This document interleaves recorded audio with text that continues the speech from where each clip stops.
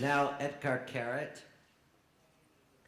Etgar is a writer, notably, most recently of short stories, and I think 6 collections have been published thus far in 32 languages in 38 countries, a number that keeps changing as the months pass. He's also a writer of screenplays. Etgar was born in Tel Aviv and describes a family life which he says is a reflection of the breadth of Israeli society, a point that already connects to Joseph's point. He was recognized first and earliest for his film work and in Israel, and his 2007 film, Jellyfish, won the Camera d'Or Prize in Cannes, and his international profile in books has really soared just in this past decade in a very remarkable way. Etgar.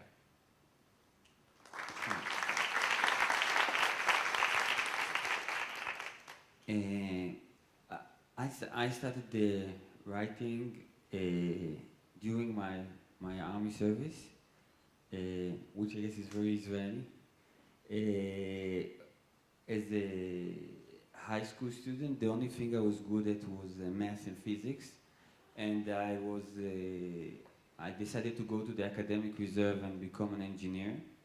But at the last second, I chickened out and went to the army. And before I went to the army, I asked my older brother, who's probably the wisest person I know. I said to him, "Tell me, the army, is it hard or is it easy?" And my brother thought for a moment, and he said, "Oh, it's as easy as falling off the roof of a tall building." And he knew what he was talking about, because I come from a lineage of bad soldiers.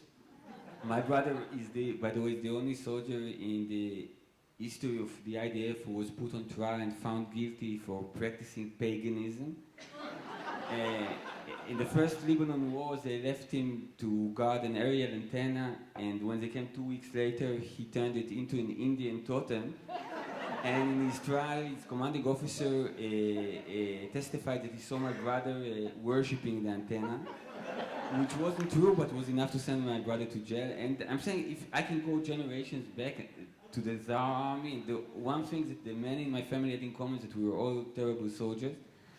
And I was no exception, and I remember that I had a commander who was a religious person, and he said that being religious, he believes that every human being, animal, and even mineral had a reason for its existence. And he said, "You know, you've been here for 4 months, and I just can't figure it out. It's me, I'm not intelligent enough. But, you know, maybe if I kick you out of the unit, somebody will find a use for you." And as I said, I was good with math, so I found myself in the end in a computer unit, and we had very long shifts there. And in one of them, I've written my first text. I didn't even know if it was a story or wasn't a story. I printed it out. I had to finish a 28-hour shift, so I waited for like 12 hours or 16 hours for my first potential reader, who was a very tough guy, surfer from Herzliya. And I said to him, "You know, I wrote this story. I'm not sure if it's a story you want to read it." And he said to me, "Fuck off." So I took the printed page, and I kind of looked for another reader, and my first choice was my brother, my pagan brother. I went to his to where he lived. I passed the intercom. I said to him, "You know, I wrote something. I want to come up. I want to show it to you." And he said, "It's not a good idea because you just woke up my girlfriend. I don't know if you noticed, but it's 6:30 a.m. I'll come down with the dog and I read the story while I walk the dog." And he came down with the dog, and he had a little dog, and the dog was very happy. He wasn't used to getting down at those hours. And my brother took the printed page and he started reading it and walking.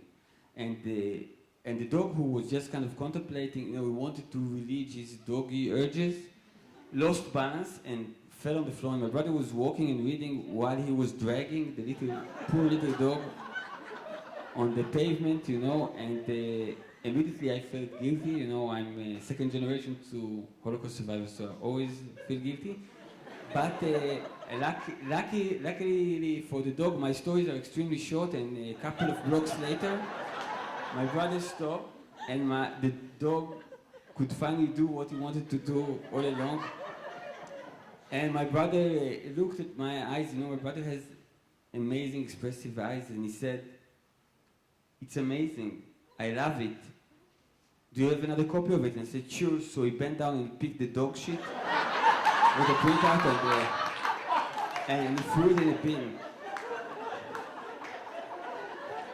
And it was exactly this moment that I decided that I wanted to be a writer, you know, because no, really, because being at the time in the army, I knew how it feels when there's something that is really come from your inner self and it's all covered with shit. I knew that expression. But looking at my brother's eyes, I saw that there was something else, because, you know, because the story was there and it had nothing to do with the paper, and I said, wow, this is what I want to do all my life.